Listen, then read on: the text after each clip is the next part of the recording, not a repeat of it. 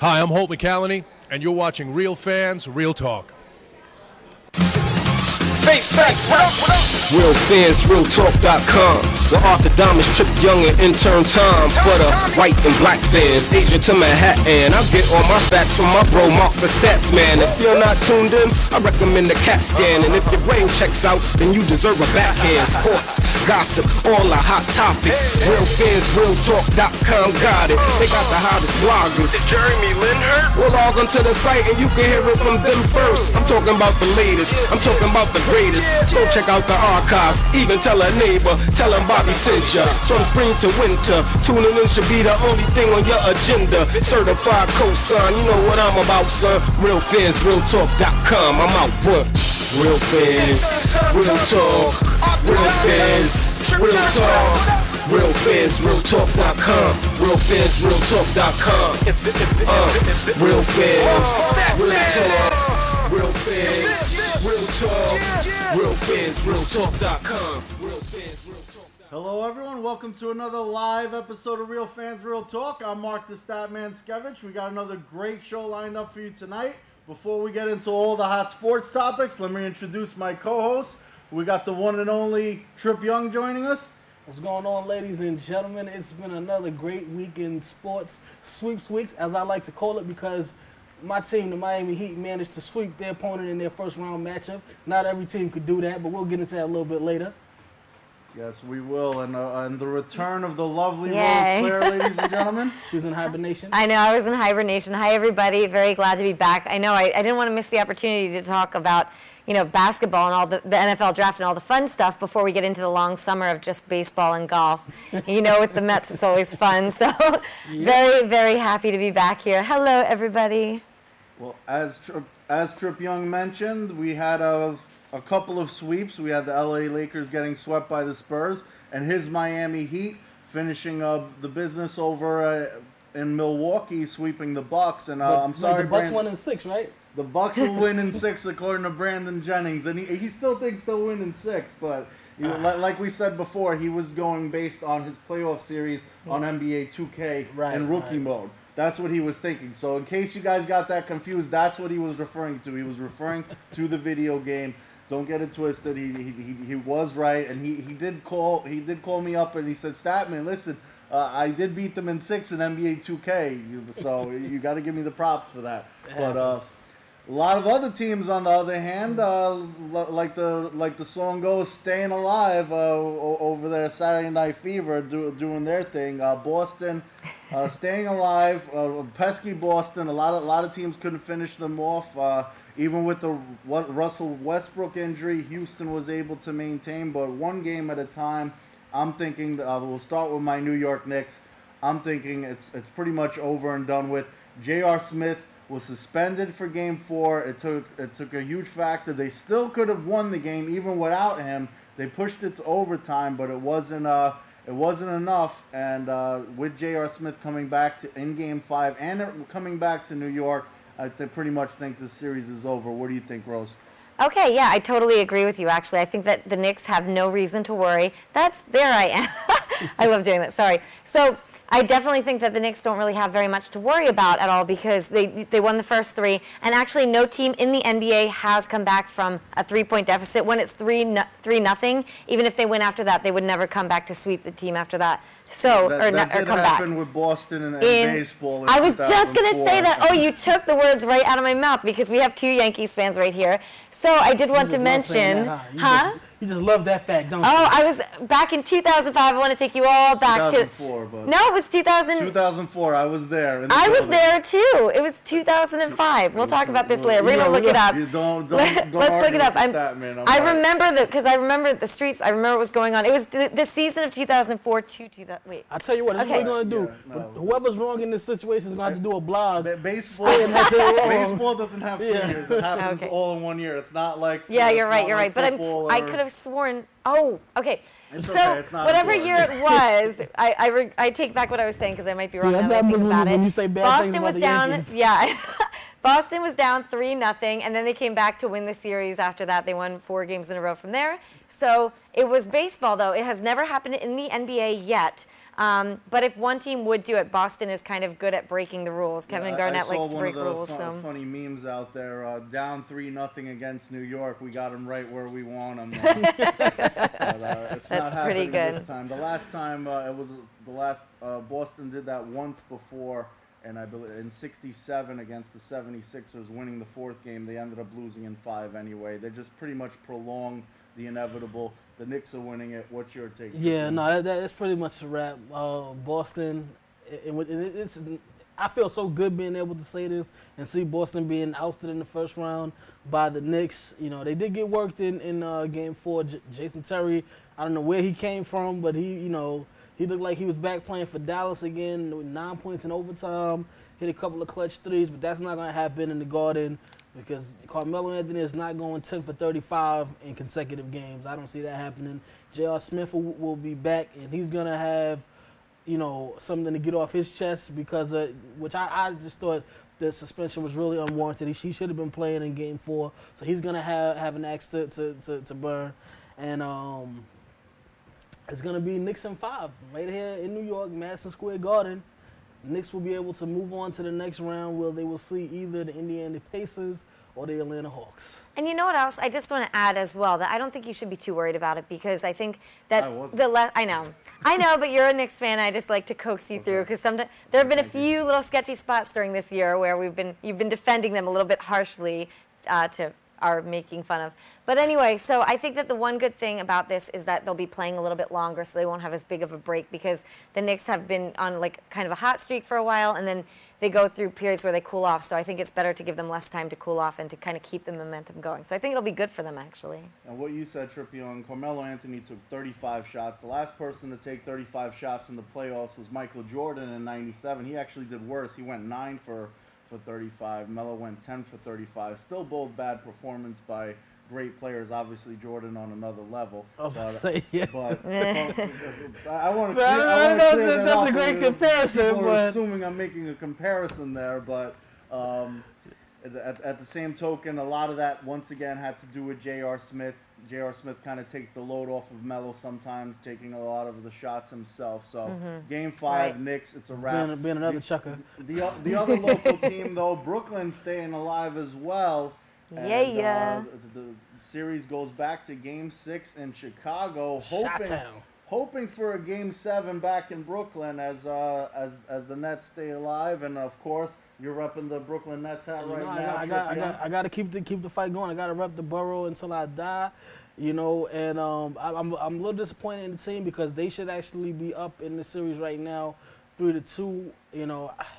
They had that lead in Game 3, and C.J. Watson misses a wide open dunk, and it's just like it's pretty much going to be downhill at that point. Every time you miss a wide open dunk, the only thing that comes close to my mind to that is of course Patrick Ewing with his wide open layup on the break, where he should have actually tried to dunk it in that situation, and he didn't.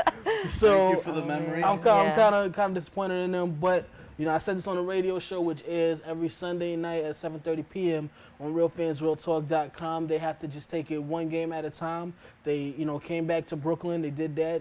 Brook Lopez had a great game, 28 points, 10 rebounds for somebody who's not a rebounder. Joe Johnson, he's going to have to step it up in this game. Darren Williams had another double-double. He's been playing great. Reggie Evans is still rebounding, like a monster.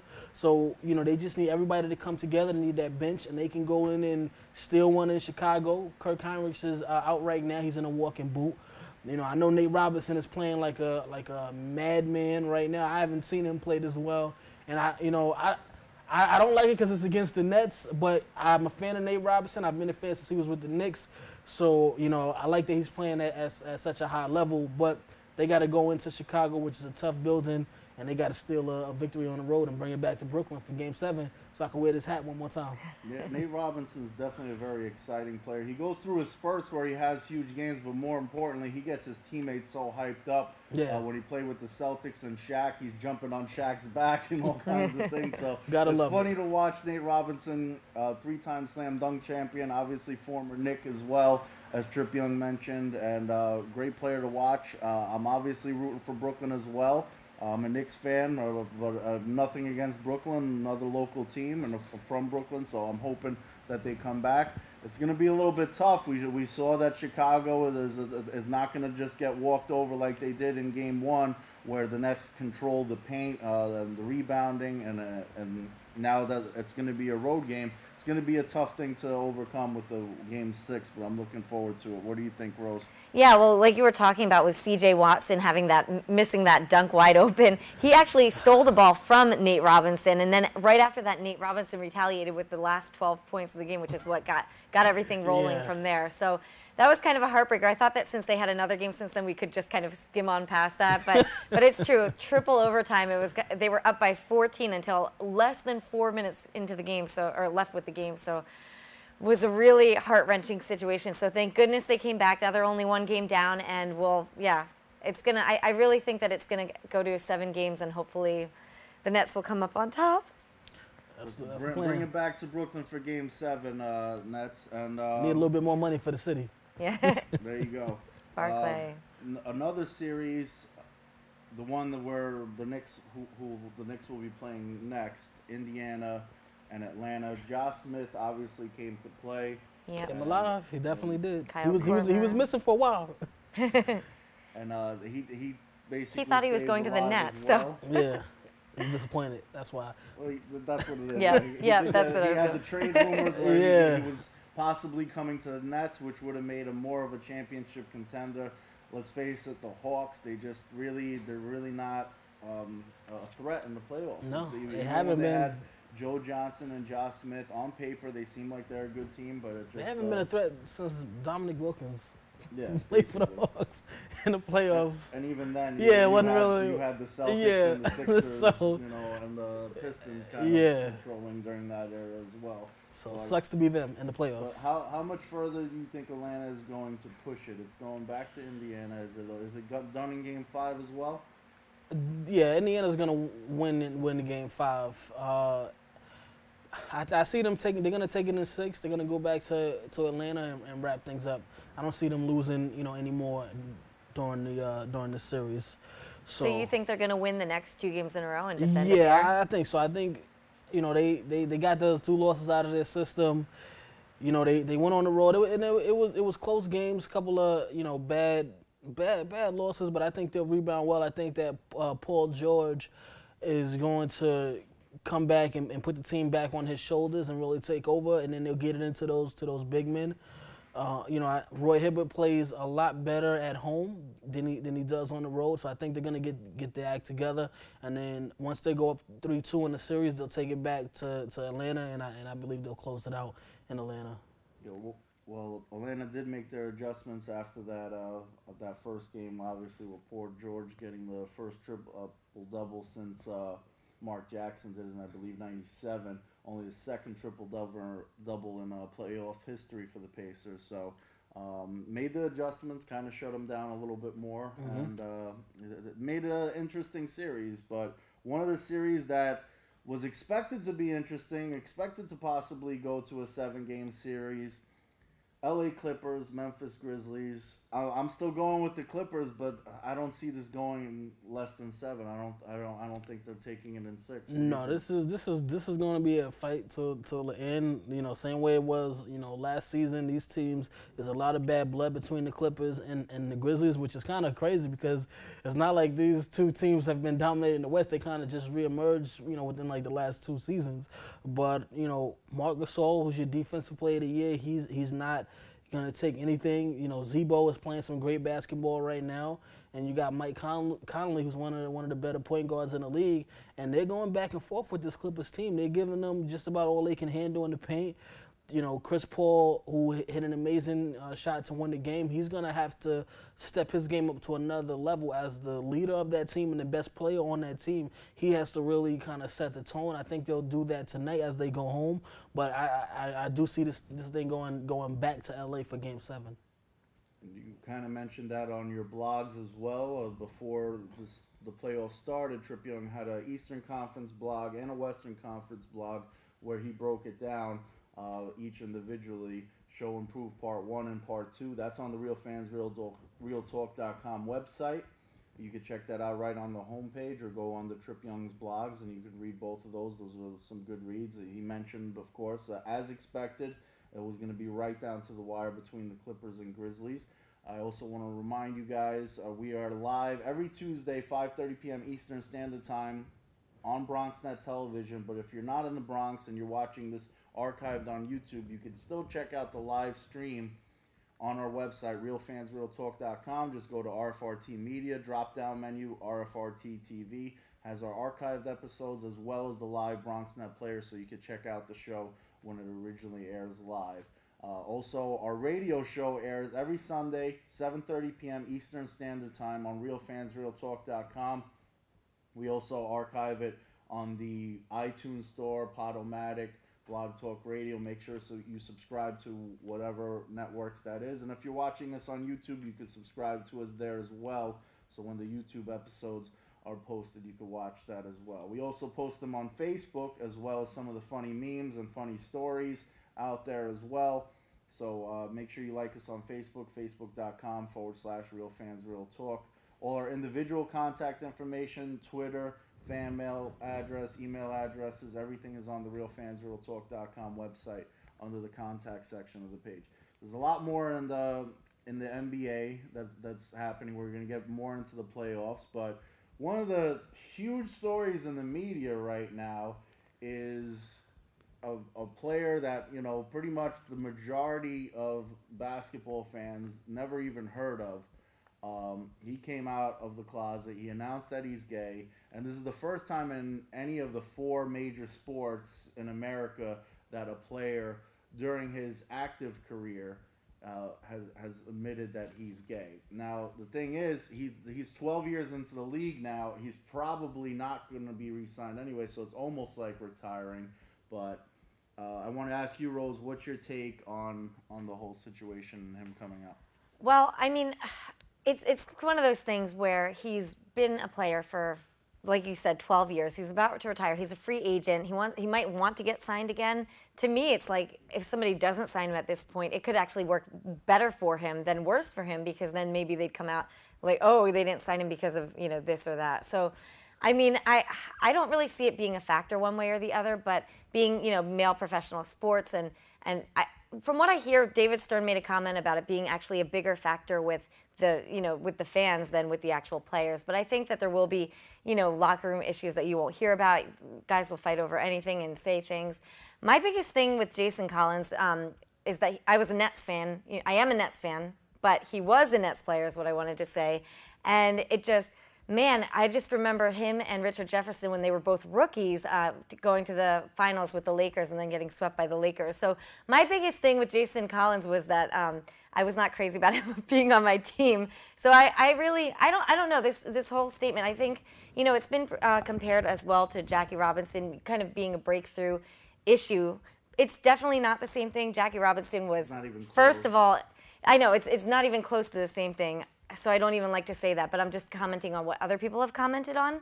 But with Jackie Robinson, first of all, he was a 6-time All-Star, 6 World Series, just an exceptional player. Outside of his accolades on the field, he also had to deal with a lot off the field as far as, with the racial tension at the time, mental, physical abuse, and all of that. Something that Jason Collins will not have to deal with because we're in a different time right now where it's acceptable. Right. Yeah, exactly. Yeah. It's a time, if he did this 20 years ago and was a known player and it was during the middle of his career or something like that, he'd be persecuted probably, and maybe you could see it as a hero. He's somebody that kind of he's averaged less than 2 points per game like the last 6 Right. seasons. It's definitely, one. it's not a hero. He's definitely not a hero. He came out, that's fine. He's blown way out of proportion. Yeah, it's fine, okay, but it's not, again, like you said, it's not like he's somebody we're talking about that's in the prime of their career. He's somebody that's on the outs of his career. He may not have even been picked up next season anyway, just because he's talking about him being 34 going on 35. He's never been a good player even. Not even great. He's never been he's never even really been a halfway decent player. He's been I kind of agree with that. I just didn't want to go there. I felt bad. Well, I mean, let's call it what it is. This is real talk. Yeah, he's been a bottom of the barrel. He kind of stuck around the league, His best year was with the Nets. He had 6 points and 6 rebounds a game. So it's not like we're talking about even a person who's in the middle of the pack as far as the level of players in the NBA. And again, he's at the end of his career. He may not have even been signed again anyway off of the talent that he doesn't have. So I don't, we can throw this whole hero thing out of there. Okay, yes, as an athlete he came out. That's fine or whatever. But this is not like we're in the middle of the season, this all-star break, and he came out even. You know what I mean? You want to respect his courage and everything, but he kind of knew in today's society, we've kind of adapted it to where it's something that's acceptable, so it really didn't take too much courage, especially since it's at the end. And, I kind of said this on the Real Fans, Real Talk group page, which is separate from the fan page. You can look that up on Facebook under groups if you want to see some of our banter back and forth.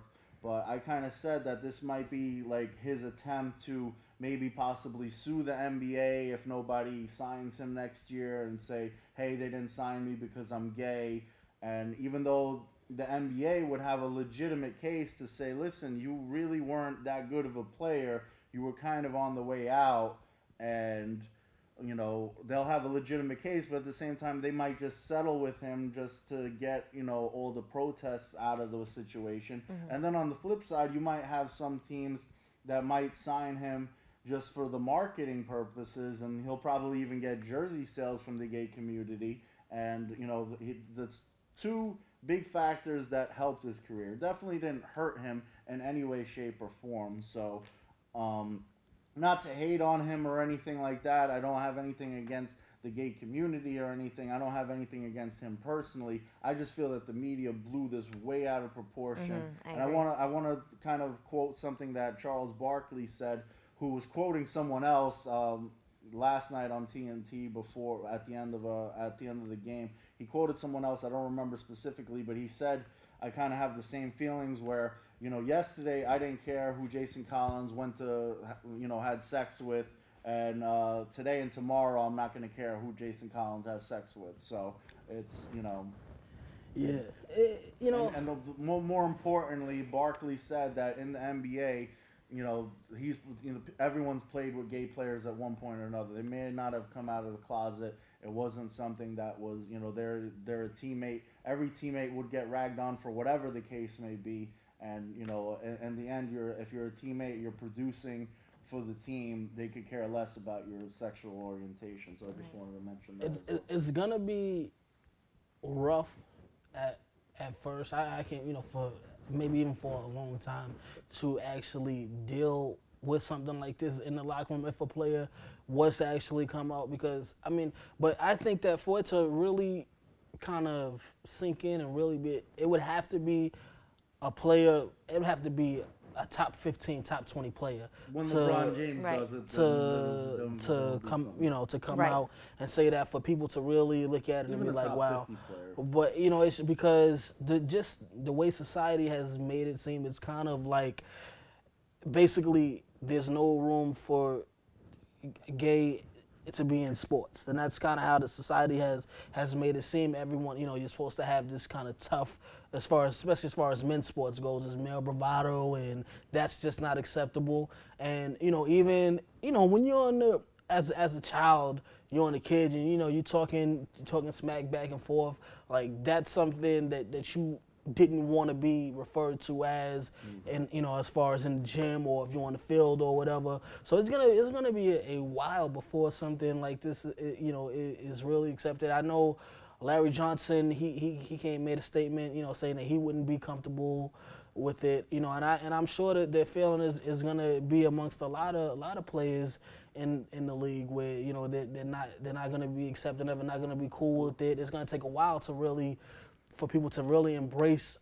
gay players in professional sports. You're undressing, you're taking a shower with somebody that's, you know, I mean, I guess that's uncomfortable for a lot of people if they're like checking you out in that way, almost the same way as if you know, had females and males in the locker room together. They wouldn't, you know, females wouldn't feel comfortable or whatever the case may be. So, enough on that. But another big story in the media for another player that doesn't have any talent. I'm not going to take Tim Tebow's side before we jump into that, because we actually did get a fan mail question on it, and I know we kind of touched it, but let me just shout out Ronald anyway from Newark, and he wrote in, what do you guys think 34-year-old NBA free agent Jason Collins did to his chances of playing next season by coming out as gay? Officially, I think he helped his chances, but he still might not play. I think he definitely didn't hurt his chances to play. He helped his chances to play, or at least get a paycheck for not playing. Like I said, with the NBA just giving him hush money and say, you know, let's not make a big deal out of this. Exactly. Okay. Yeah, but then again, there is a chance that he could get signed, and then there could be issues with his team. I mean, I think that's kind of lower on the spectrum. But like you guys said, you're showering. It's not like, oh, would you interact with a gay person? Like, of course, like my best friend is gay. It's not. That's not the question. It's that when you have to like shower with, like, I wouldn't want to shower with a dude. You know, it's the same thing. You know. I don't care. The dude might not be attracted to me, but it's still the issue that it could be there. Right. Yeah, so yeah, there's always that stuff. All right. Well, shout out to Ronald in Newark again. Thank you for writing in. Thanks for writing in. The email address is fanmail@realfansrealtalk.com. Once again, all our information is on the realfansrealtalk.com website. But Tim Tebow is done with the Jets. The Jets released him.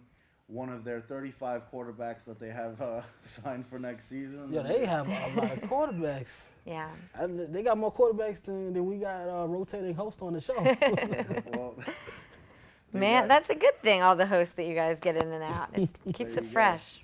But they don't have Tim Tebow anymore. And, you know, I'm going to take Skip Bayless' side on this one just because the fact that, you know, he didn't get a fair shot. You could say he's been criticized in the media that he can't throw, he can't do this.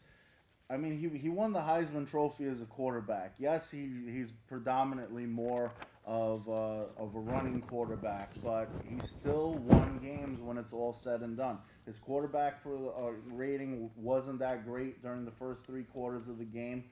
Maybe they should do triple. What do you think of this? If they have a starting quarterback and they do like baseball where he's like Mariano Rivera. Then somebody comes in for the fourth quarter. I mean, well, we know for a fact it won't be for the Jets. I know he gets a lot of criticism, but a lot of it is not unwarranted, and it's also, you know, because he gets a lot of praise too for somebody who hasn't really done much in the NFL. You know, as well. You know, the bottom line, he can't throw that well. Yes, he's a winner. He wins games, but as far as quarterbacks go, he doesn't have that arm.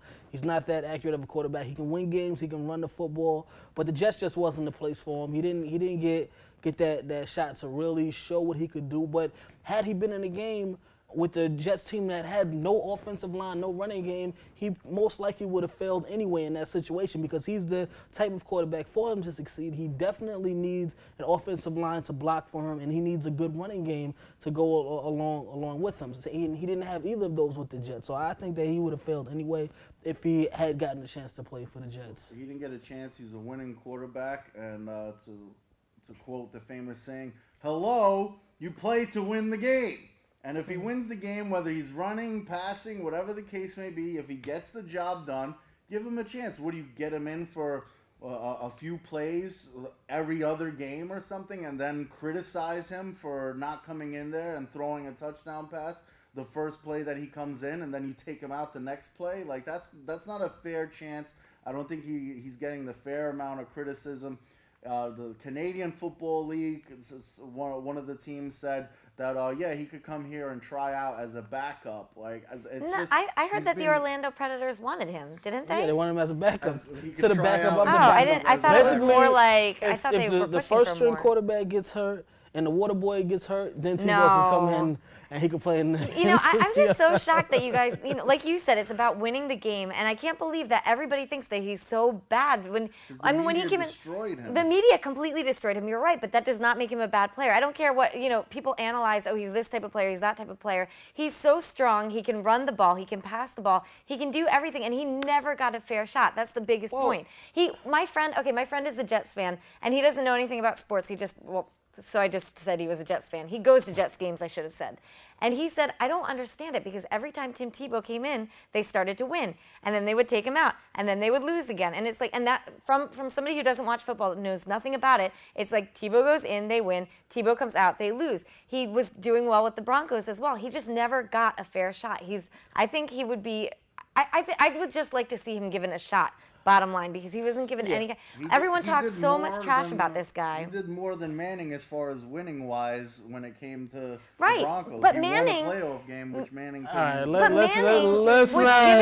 let's not mention him and Manning in the same breath ever. Eli Manning was given so many shots because when Eli Manning was a rookie, I remember they took even Kurt Warner out for him, and he was doing terribly in the beginning. But they just gave him shot after shot because he was a Manning. That was the point. He had that caliber about him. So now Tebow, yeah, exactly. Tebow was never given that Manning shot. Quarterback. Aaron Rodgers back to Brett Favre. We didn't give him. He's a Heisman Trophy winner. We got to give him time to develop. But the media just threw him under the bus. We're not even arguing here. Yeah. Exactly. Listen.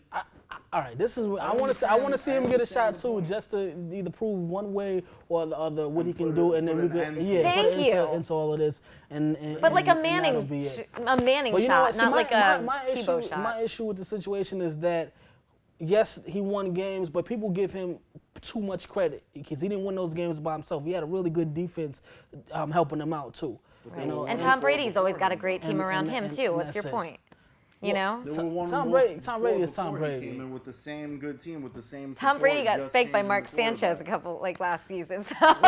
We're not even talking about Dirty Sanchez, okay? They only put Tim Tebow in because they were 1-4, and they thought that the season was over, and they figured they'd develop him the same way as you mentioned, where Eli Manning finished off that season with Kurt Warner, because Kurt Warner was kind of the last year as a Giant, and they wanted to develop Eli Manning. So. Right, exactly. But I do want to say one more thing, if you don't mind. The Orlando Predators did, like you said, they said he could try out.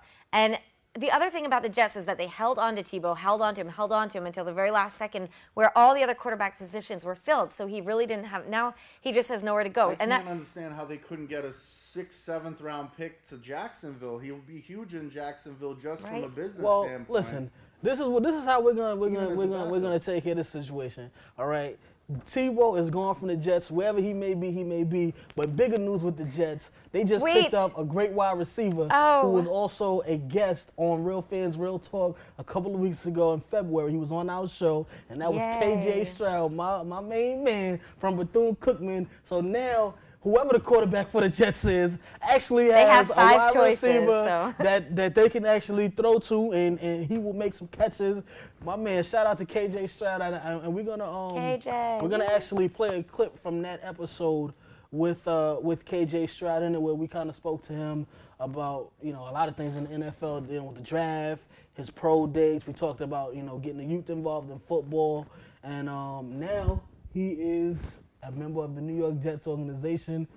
We're gonna have to see a member of the Real Fans Real Talk family make it. Glad to see his dreams came true, making it to the NFL. His dreams became a reality. It's once again, congratulations. We will stop making fun of the Jets so much as soon as I said that on Facebook too. Yeah. I said KJ will try to not make fun of the Jets as much anymore. We're rooting for you. It's gonna be rough. It is. It's gonna be rough unless Geno Smith comes in and he just changes the. I'm gonna start pushing KJ as quarterback eventually after they go through all 5. Yeah, that should be great. But if we could get that clip running of KJ when he sat down with us and chopped it up on the panel. We have some of his highlight footage here.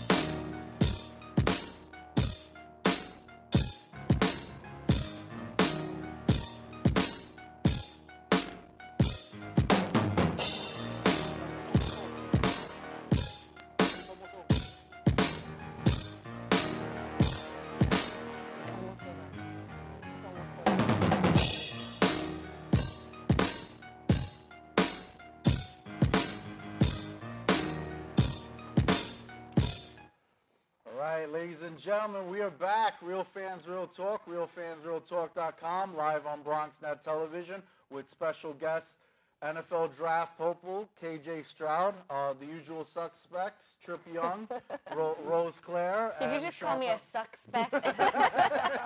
Succotash. Sylvester is hosting this Real Fans, Real Talk episode. So the first question I have for you, KJ, what made you pick football, and why is football your favorite sport? And, as far as knowing that that's what you wanted to do with your life. Coming from a basketball family, my dad, my uncle, my godfather, they all played basketball in college. My dad went to San Francisco University. My godfather played in the ABA, James Fly Williams. And then my uncle, Lloyd Daniels, also played in the NBA. He played for the Lakers, the Spurs, the Nets. So I'm coming from a background of, guys that had experience in the NBA and also playing in college. So to make a name for myself, I then went on and played football. I was the first family member in my family to play football. So it was just, branching off, being my own person, finding my own identity. Now, can you play basketball? I'm very athletic, so athletic skills from being a football player take over as far as me being an outstanding jumper, leaper.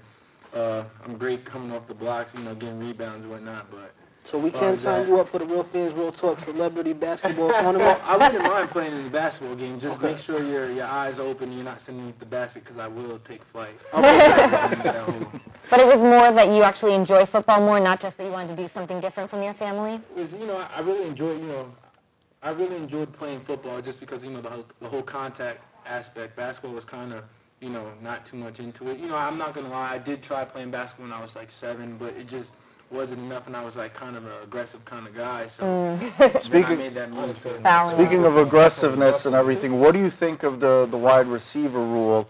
I've noticed in some of those highlights you managed to hang on a lot of those times, make some tough plays, but the defensive receiver making it more of an easier passing game, and all the penalties being called in the league now. Oh yeah, you want to make the game a lot safer, man. You've seen a lot of death-blowing shots, and I've been on a team where my teammate Eric LeGrand, he was paralyzed, and you play the game and you think these things cannot happen, and actually witness it. So these new rules that come in for safety for wide receivers being defenseless, that's a great rule that they've included in the NFL. So it keeps the injuries, the concussions, the longevity, because you can't play football forever, and you want to be able to have a career after the game. So the rules and everything, that's been a plus. So you mentioned that you went to Rutgers first. Why the transfer from Rutgers to Bethune-Cookman? When I first went to Rutgers, I had two outstanding receivers that were before me. Kenny Britt, who now plays for the Tennessee Titans, Tyquan Underwood, who now plays for the Tampa Bay Buccaneers. I had the opportunity to learn so much of football. It's a big transition going from high school to college. And, I had two guys that were phenomenal athletes, big-time receivers, so I had the opportunity, to learn the game from them. All right. Once again, congratulations to KJ Stroud on his signing with the Jets. See what happens when you sit down here with the Real Fans, Real Talk team? You get picked up by the Jets. There you go. I guess I'm next. Tim Tebow came on the show. Maybe he'd still have a job. Yeah, well, listen, we called him, but he was too busy, so there you go. He was in practice, still trying to I'm your biggest fan, Tebow. Come on over. All right, but we got into a lot more details with the NFL draft on the RealFansRealTalk.com radio show, which you can check out on our website, RealFansRealTalk.com. Our archived episodes are on there. If you want to see the full episode of the KJ Stroud episode, that's also on there as well. RFRT Media, drop-down menu, RFRT TV on the RealFansRealTalk.com website. You could check out all the archived episodes, including that one. And also, once again, the live player for our show here on BronxNet Television. So if you're watching this archive, you could check out the live broadcast every Tuesday, 5:30 p.m. Eastern Standard Time on that website. The radio show airs live every Sunday, 7:30 p.m. Eastern Standard Time. And we also air occasional specials, so make sure you like us on Facebook, subscribe to any of our networks to stay posted on that. Facebook.com/RealFansRealTalk. And also, we have the group page that I was mentioning. Just search Real Fans Real Talk on Facebook. You can see our group page and see some of the banter that goes back and forth. Also, we're on Twitter, Google Plus. All the information is on the RealFansRealTalk.com website, though. You could like us on Facebook there, follow us, see our tweets. Everything's right there, all in one place. And the Jets did pretty good with the NFL draft overall, as I said on the show. But they really needed too bad Tebow's not going to be there this season. That's fine. He would have got outplayed by Geno He's Smith better anyway. I was going to say he's going to be better off not being there anyway because they weren't using him. They were only holding him there to like snap footballs and things like that. And Geno Smith too. Did you guys hear? I wanted to mention. He fired his agent because he was not a first-round draft pick, which I thought was kind of... He felt embarrassed because he was sitting there all... So what? It's not about that. Didn't get drafted. Was hyping him up that he's going to go 13th, 14th. That's what they were expecting. And the next thing you know, he goes second round. But what does the draft matter? Tom Brady was like the 6th round, and look at him. Well, it also matters in your paycheck. You know, if you're a first-round draft pick, he's coming from college ball. He's going to get more than a scholarship to a college. At least there's that. I should have just represented him when he called me. He said, "Trip, could you represent me?" And I said, "Listen, Geno, I'm on the show every week and on Sundays." And you were Tuesdays. Negotiating with Tim Tebow to come on the show at the time. I said I can't do it, and now he's fired his agent. I guess I should have just stepped in from the beginning. But it's kind of like the Geno Smith talking about the money situation. It's like kind of like the Jeremy Lin situation. Yeah. I'm getting $18.3 million now. By my calculations, that's $18.3 million that I was making before. So a first-round draft pick is required to get paid more. So it did affect him, so I don't blame him for firing. But think about the football karma, It'll be good for New York, though, because New York, the Jets did very well. Sign him maybe he will. That's probably what he's going for there. But you're... Didn't like it. You're Baltimore Ravens boys. We still dancing, still baby. Excited. We living it up, man. We living a dream, Dancing like shout out to Jacoby Jones, man. We got some footage for my man Jacoby. Another tape as we do. He is out there styling on him, man, for real. Just dancing away, like he got his ring. He's happy. He got a little dance partner. That's got to be a big part of it. You got the ring. You're and it's a good way to stay in shape in the off season too. I hear dancing's like the best exercise. Yes. We should do a Dancing with the Stars, Real Fans, Real Talk edition. We're supposed to do the Harlem Shake video. Oh really? Yeah. It's kind of a Harlem Shake video's a little bit played out now at this point, but maybe we'll still do one. Maybe we'll do a Brooklyn Shake. I'm out that week. No, you can't because they actually requested I'm washing my hair that week. We're gonna plug you in. So they need you. I'll be the referee. I'll be the judge. There's no referees. You have to be in it. The fans requested you personally. They said, Trip Statman, could you make sure that Rose is in it wearing her Jeter jersey because she just looks so cute with it on. And so you have to be in the video now. I'll wear the Jeter jersey in a tutu. It'll be But let's see if we can get that clip of my man Jacoby Jones from Dancing with the Stars because he's still dancing and he's been moving on week by week. I mean, look at it, yo. First of all, she's hot. His dance partner is hot. And he's playing the bongos out there. He's doing everything, yo. Jacoby Jones is living the life right now, man. Look at this. Got the hard bottoms on. He's getting it out there. He's getting it. Look at that. My man is killing it. He got his shirt on buttoned up. He's enjoying life right now. He's spinning this. Man, look at that. I can definitely see y'all doing that, man. You can't look, man. He is enjoying himself. He got that ring. He is on an all-time high right now. I can't wait for next season to start, man. You gotta love it. We actually got to jump into a little bit of shot for shot. Yeah, look at the time. Where's my shirt? Do we have a jersey for Rose to wear? We need. Oh no. We'll keep her wearing pink this time. She doesn't. Oh man. She doesn't like the referee, but she has the pink stripes there. Yeah. So we're all right. So this is like breast cancer awareness month refereeing. We're doing this week. Sure. I knew I was wearing this for a reason. I wanted to wear yellow to support the Lakers in their 4-game sweep. You wanted to support them losing? Well, I wanted to support them like I'm there for you because if Kobe were there, I still think they would have actually gotten swept if Kobe were there, but it would have been a lot harder. I think it would have been like a longer time if they were playing and fighting it out. So I was thinking about the yellow, but then the pink was just calling to me today. So, okay, stripes referee. You look good. You look good, okay? All You right. look good. All right, and the way Shot for Shot works, ladies and gentlemen, if this is the first time you're joining us, we ask a series of questions, usually 5 unless we go to overtime. Whoever the judge agrees with gets the point, and if you lose Shot for Shot, you have to wear team apparel of a team that you hate, which is why Rose has been seen in the Derek Jeter Yankees jersey that we have for her, considering she's a Mets fan. She doesn't. Yeah.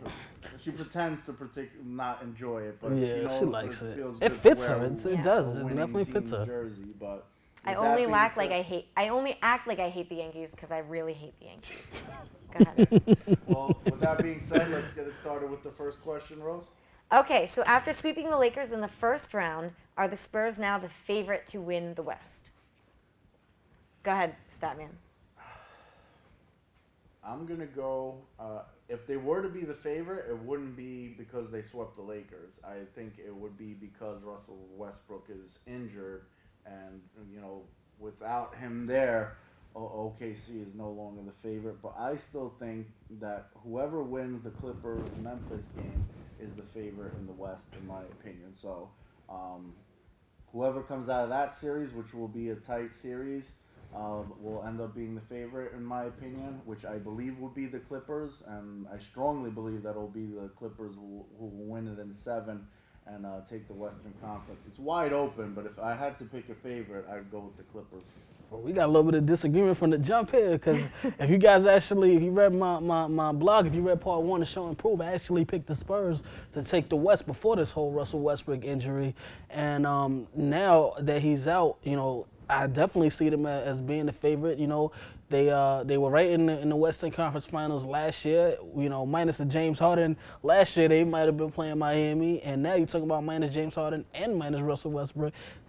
So I think that they not only are they the favorite, I think that they're definitely going to win the West now. Yeah, I'm actually going to give it to Trip Young.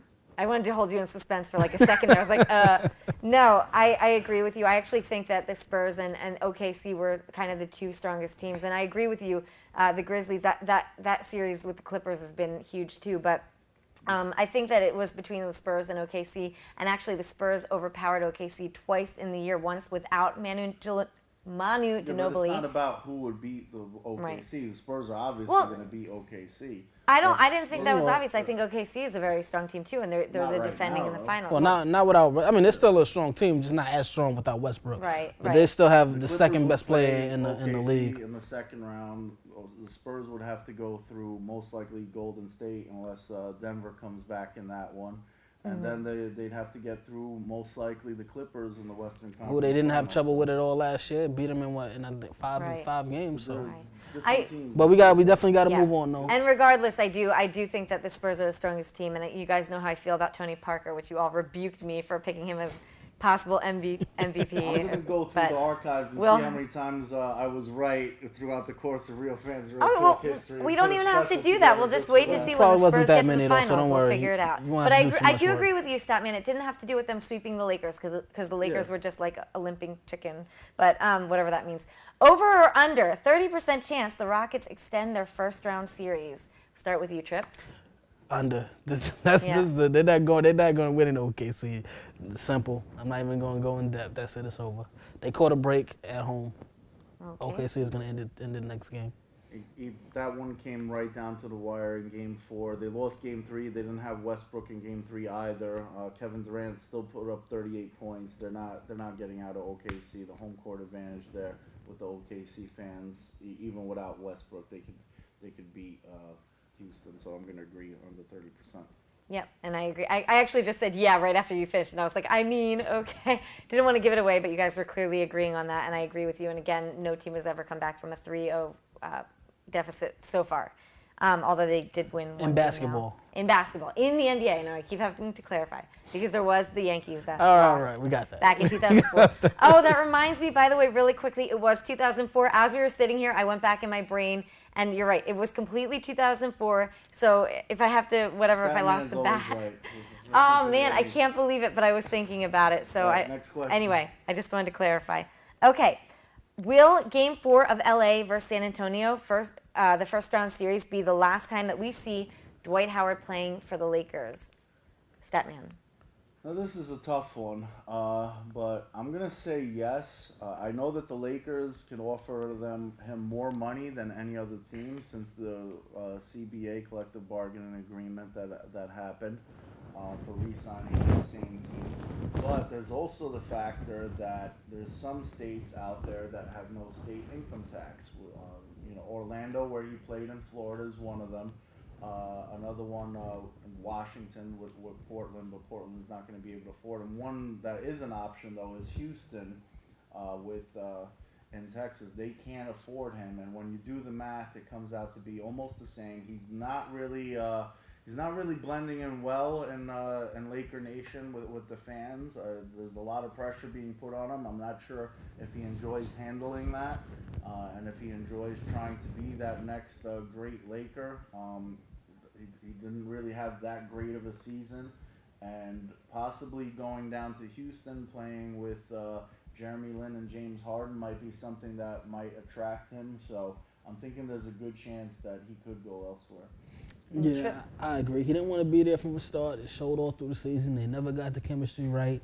And, even from his last comments, the last press conference that he did after they got swept out of the playoffs, he didn't sound like he was going back. If he was going back, he would have said, I'm looking forward to giving this one more go next season. It's over. Over for that dream. Sorry, right. Faker fans.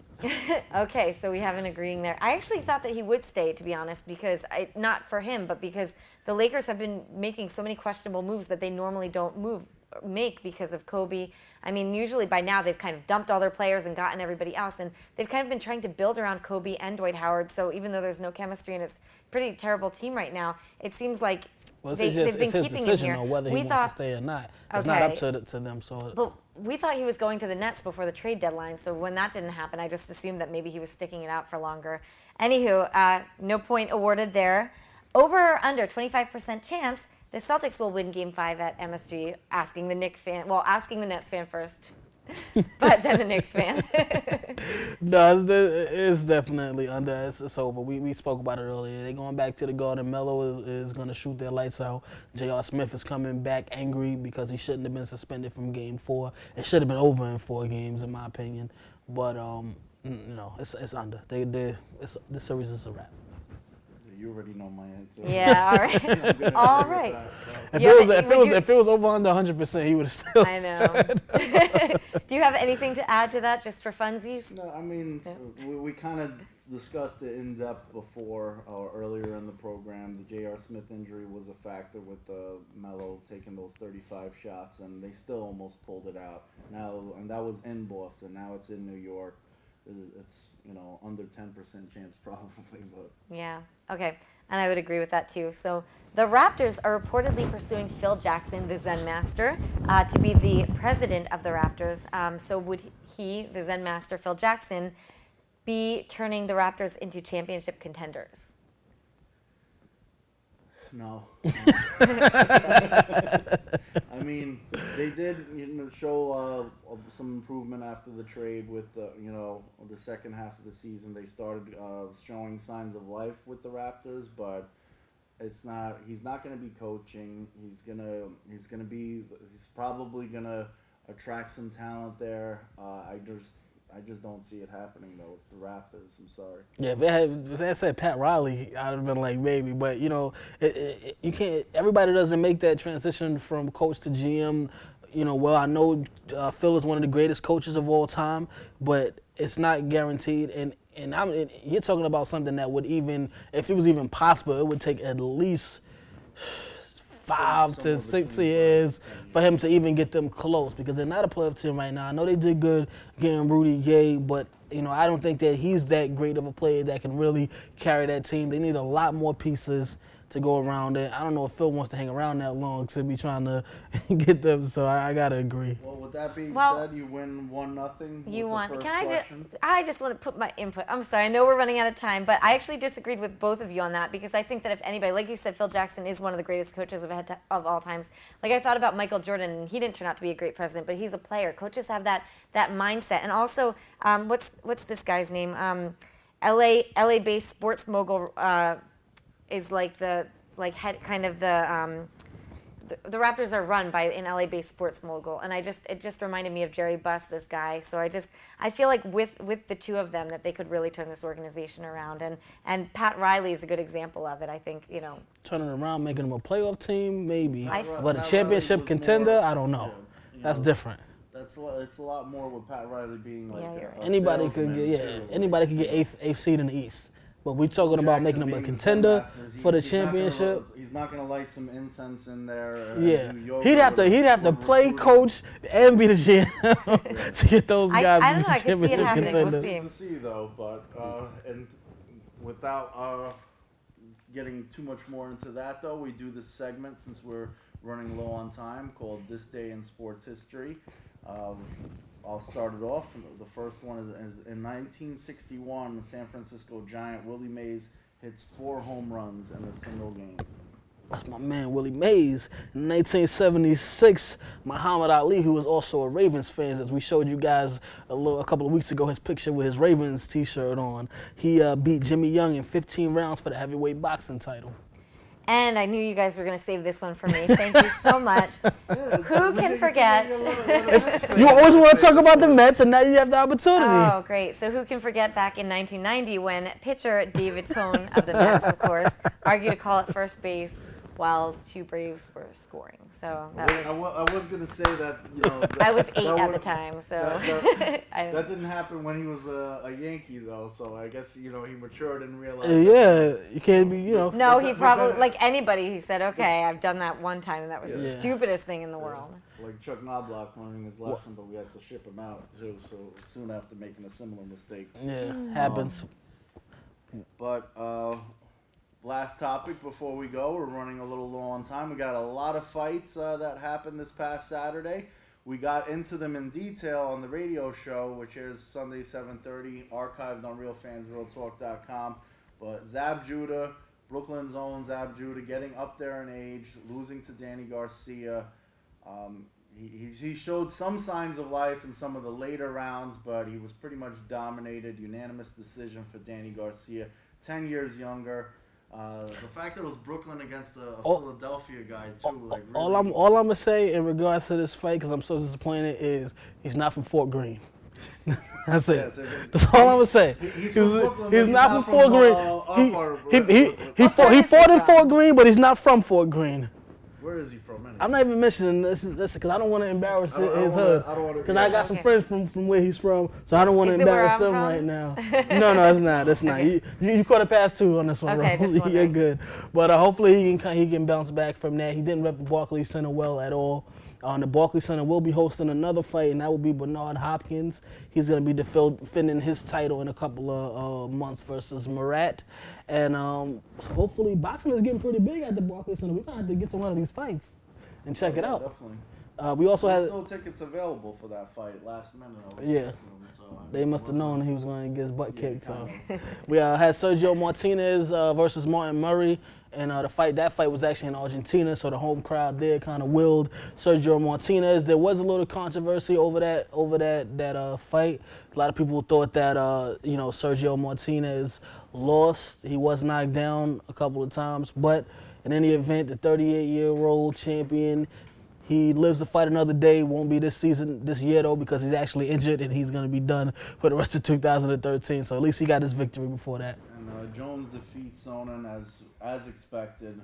Bone Jones. Well, like I said, we've got details about the fight on the radio show, RealFansRealTalk.com. Make sure you check us out next week and for our radio show. And shout out to Michael Jordan, got married to that beautiful young 35-year-old model. Former model, I'm sorry. Former model. He had a whole family on there. That wasn't his real family? That was before the split of the $400 million. Oh, I believe I heard about that. Yeah. I'm Mark the Satman Skevich. Thank you for watching Real Fans Real Talk, and make sure you check us out next time. Have a good night, everyone. Bye. Peace. Tebow, go to the AFL and then come back. Tebow, go. Certified coach, son. You know what I'm about, son. RealFansRealTalk.com. I'm out, what? Real fans, real talk.